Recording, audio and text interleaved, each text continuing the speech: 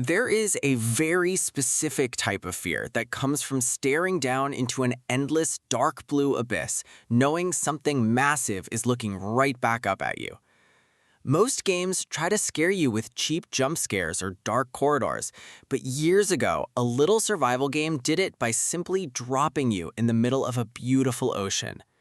Here we are in 2026, surrounded by ultra-realistic virtual reality titles and big-budget games that cost hundreds of millions of dollars to make. Yet, almost a decade after its full release, I found myself installing Subnautica again. I wanted to see if the magic was still there, or if nostalgia had completely blinded me. What I found down in the depths was something modern gaming has somehow forgotten how to do entirely. Dropping out of your burning life pod for the very first time is a moment etched into the minds of anyone who has ever played this game. The water around you is crystal clear, schools of alien fish dart through vibrant coral tubes, and a massive smoking spaceship dominates the horizon. Looking at it today, the art direction does all the heavy lifting.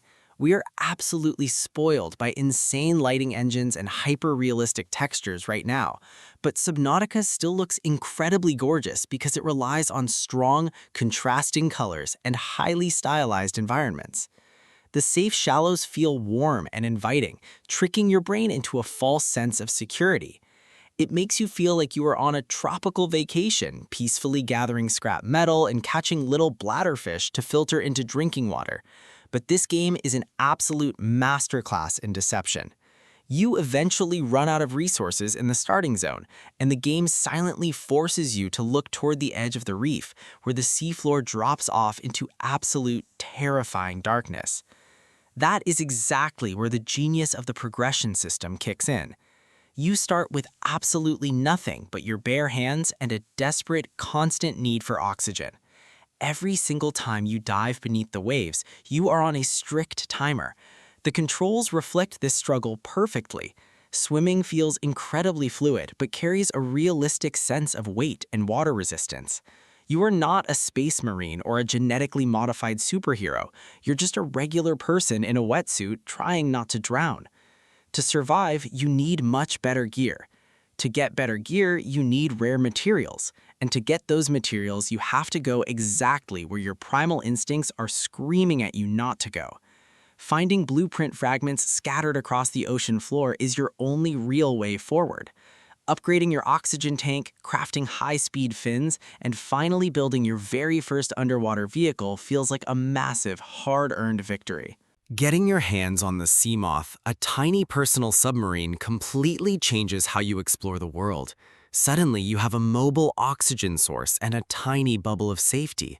You get a little brave. You travel further, venturing out into the red grassy plateaus in the eerie, glowing kelp forests where strange predators play with titanium scraps. The game sets up a brilliant, addictive loop of risk and reward. Soon you are building sprawling underwater bases, customizing them with glass hallways and observatories just to sit back and watch the alien life swim by. Later on, the progression deepens as you construct the prawn suit, a heavy mechanical walker that lets you punch resource deposits on the sea floor, and the Cyclops, a massive submarine that serves as a completely mobile base. Standing at the helm of the Cyclops, listening to its engine roar to life makes you feel totally invincible. But that feeling of absolute safety is a carefully constructed illusion. Because just when you think you've conquered the alien ocean, the ocean brutally reminds you who is actually in charge. There's no traditional combat system here, and that is exactly why the game remains a masterpiece. In modern survival games today, you usually just craft a bigger gun and shoot the monster until it drops loot. In Subnautica, you're practically defenseless.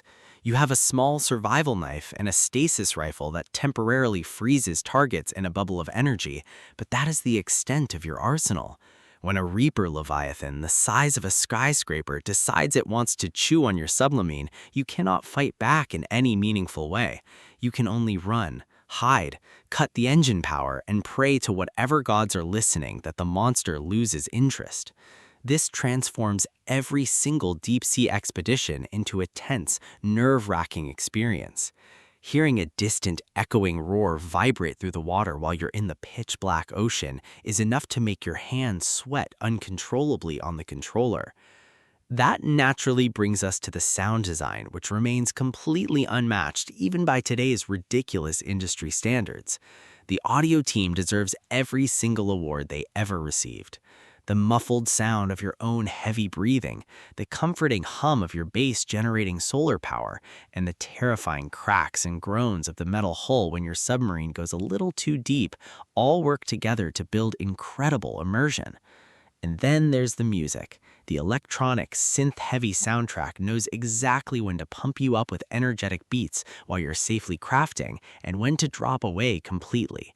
Sometimes the music fades out just to leave you with nothing but the oppressive, terrifying silence of the deep ocean, making you hyper-aware of every single noise around you. While you are struggling to survive the wildlife, there is a genuinely brilliant mystery waiting to be unraveled. Subnautica does not pause the gameplay to show you long, boring, unskippable cutscenes. The narrative happens entirely around you and at your own pace. You play as Riley Robinson, a silent protagonist who crash-landed on planet 4546b. You pick up distress signals from other life pods, only to arrive at their coordinates and find them completely torn to shreds by unknown predators. You discover the tragic audio logs of the Degassi, a crew that crashed on this exact same planet years before you arrived. You find their abandoned, flooded bases and quickly realize they dug too deep and paid the ultimate price. The story naturally guides your exploration. You start out just looking for a way off the planet, but you slowly uncover ancient alien facilities, a mysterious planetary quarantine enforcer, and a deadly deep-sea infection that you have unknowingly contracted. The way the narrative ties directly into your need to physically explore deeper into the Lost River and the glowing lava lakes is simply game design perfection. From a purely technical standpoint, looking back from 2026, the game has aged surprisingly well, though it is certainly not completely flawless. Back when it originally launched, popping textures and severe frame rate drops were a major headache for a lot of players. Playing it now on modern hardware eliminates almost all of that annoying stuttering, making the entire experience incredibly smooth. However, the game engine still has those classic goofy quirks. Occasionally, a small fish will glitch and clip through the walls of your pristine base, or your vehicle might bounce weirdly off a rock due to strange collision physics. But these minor technical hiccups are incredibly easy to forgive when the rest of the atmospheric experience is this immersive. Replaying this classic game today brings a very different kind of joy. The sheer overwhelming terror of the unknown is mostly gone once you know exactly where the big leviathans live, but the game quickly shifts into a highly satisfying base building and optimization simulator. You start challenging yourself to build elaborate bases in the most dangerous, hostile biomes, or try to complete the story in record time. It lacks the random procedural generation that is so popular right now, meaning the map is always exactly the same. But the fully handcrafted nature of the world means every single cave system, every crashed wreck, and every deep-sea trench was placed with deliberate artistic purpose. That is something modern procedural games completely fail to capture. If I absolutely had to point out any weaknesses, the endgame pacing slows down just a little bit. Navigating the massive, winding underground lava zones in your giant Cyclops submarine can feel a little clunky and tedious compared to the fast-paced, free-flowing exploration of the early game. But the emotional payoff at the end is completely worth the slow trek. The final encounters, especially meeting the Sea Emperor, and the beautiful conclusion to the story provide an emotional impact that legitimately sticks with you long after the final credits roll. The game treats you with absolute respect, trusting your intelligence to figure things out without holding your hand or placing glowing waypoints over every single objective. Subnautica is not just a video game about surviving an alien ocean. It is a deeply personal journey about conquering your own internal fears. It takes the primal, human terror of the unknown and expertly turns it into a beautiful, unforgettable adventure. When we look at the bloated, microtransaction-filled live service games that are endlessly flooding the gaming market today, this pure single-player experience stands as a towering reminder of exactly what video games can and should be. It is terrifying, it is breathtakingly beautiful, and it is a certified classic that demands to be played by anyone who loves a good challenge. I confidently give Subnautica a flawless 5 out of 5. It is a true masterpiece that has easily stood the test of time, and it will probably still be a masterpiece a whole decade from now. If you enjoyed this trip back into the deepest parts of the ocean, please hit that like button and subscribe for more deep dives into the legendary games we love. Share this with a friend who still needs to experience this absolute nightmare of a beautiful game, and drop a comment below letting me know your most terrifying Leviathan encounter. I read every single one.